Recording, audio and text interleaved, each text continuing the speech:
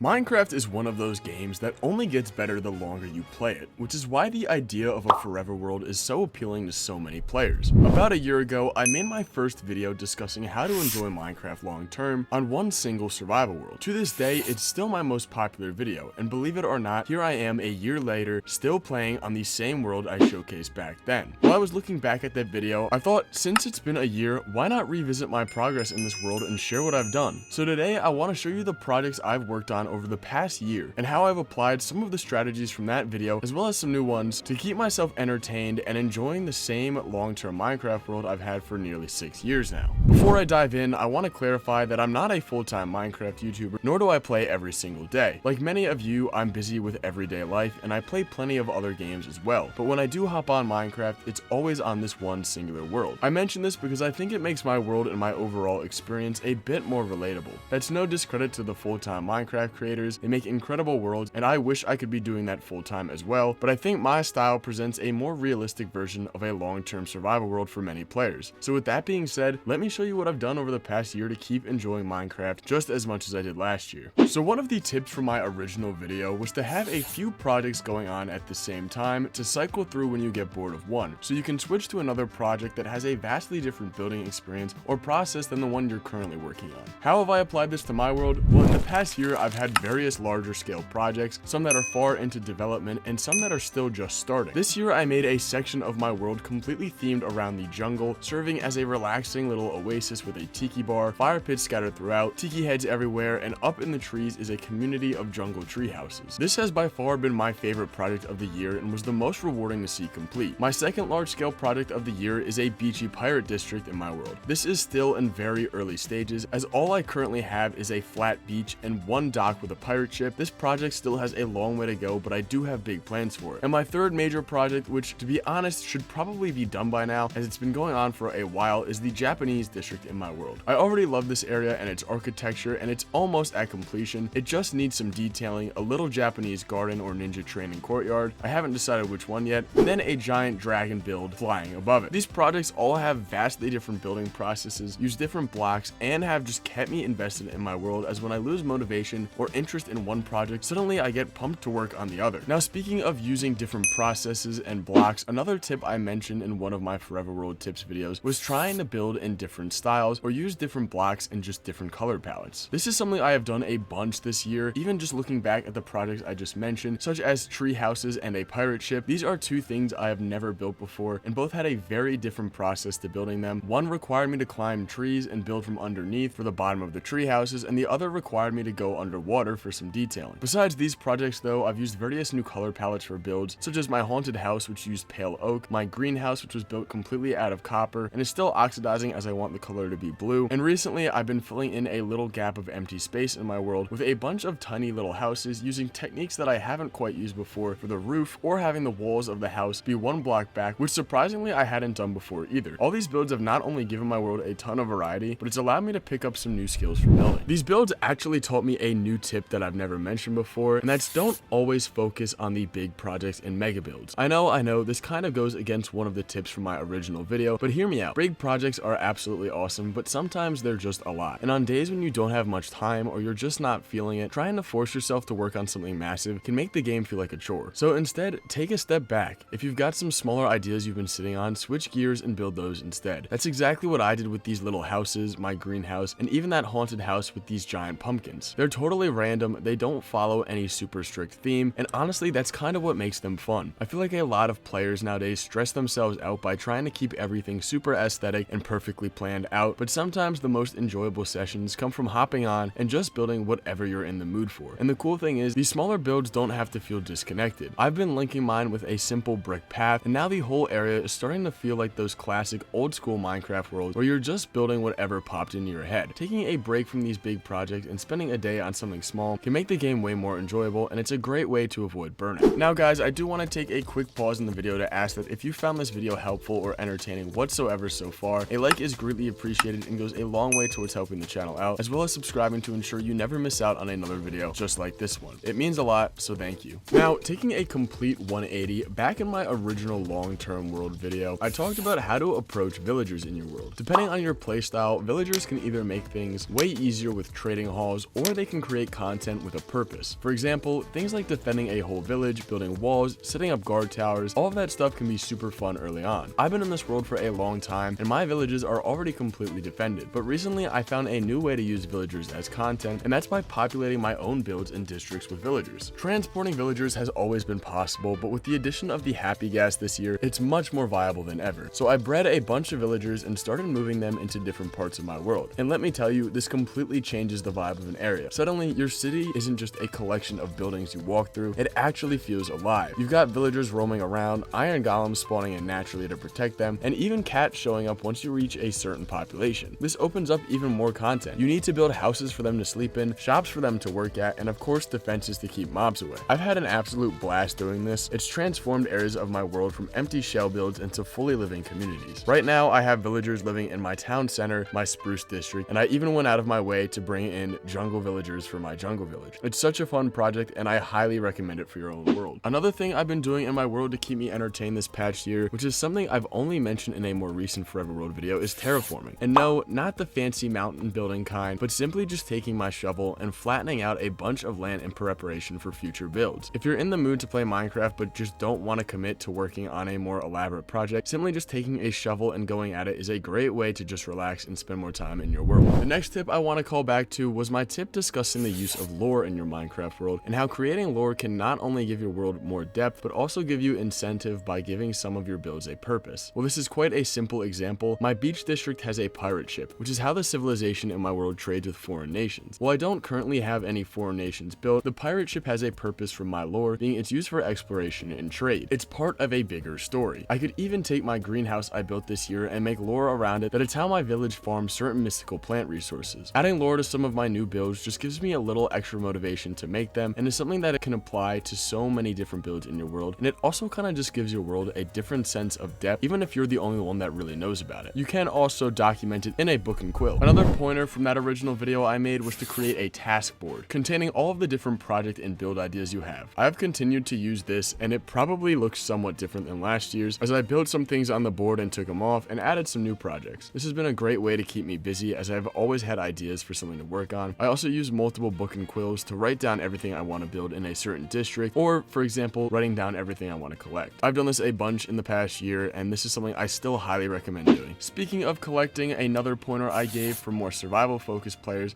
was to start collecting things, whether it was rare artifacts and putting them into a museum, or collecting all the different mobs and putting them in a zoo. Well, I honestly haven't collected too much this past year. I have made an effort to try and obtain all the new content in each game drop. While this isn't considered collecting as much as something like a museum, getting all the new features in a game drop and utilizing them is definitely a great way to stay entertained. There's not too much to say about this, but with there being about 4 new content drops a year, exploring the new features introduced is a great way to keep things fresh. I've loved getting to use the happy gas and the copper golem in my world, and the shelf block is by far my favorite addition of the year, and I've added it to so many of my old builds. Now, the last thing I've been doing a lot over the past year to keep my Forever World interesting has been continuing to take things slow. While I am far past the point of beating the Ender Dragon and getting the Elytra, I still enjoy survival elements of the game, such as caving and killing mobs. While I do have a section of my world designated for different automatic farms, I'm yet to build a gunpowder farm. Well, don't get me wrong, I will build one eventually, but right now I break up my gameplay by going underground or to an unlit area of my world at night to kill a bunch of creepers for gunpowder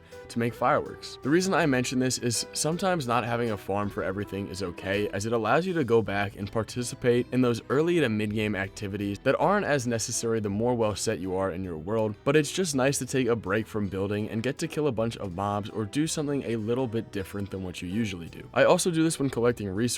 I don't have a ton of pale moss, which requires me to go out and explore for the pale garden, which is a fun experience in itself. But guys, those are just some of the ways I've applied tips from past videos of mine to my Forever World this year. I still absolutely love playing on this world, and I'm nowhere near close to running out of things to do. Hopefully you guys found this helpful, and I'm curious for your own Forever Worlds. Do you guys have any tips you'd recommend for enjoying the game long term? I'd love to hear your guys' thoughts, so leave any you have down in the comments below. Now guys, if you did enjoy this video whatsoever, a like is greatly appreciated and goes a long way towards helping the channel out, as well as subscribing to ensure you never miss out on another video just like this one. It would also help me get much closer to reaching my goal of 30,000 subscribers, so thank you. That's it for today guys. Thanks for sticking around this long into the video, and I'll see you in the next one.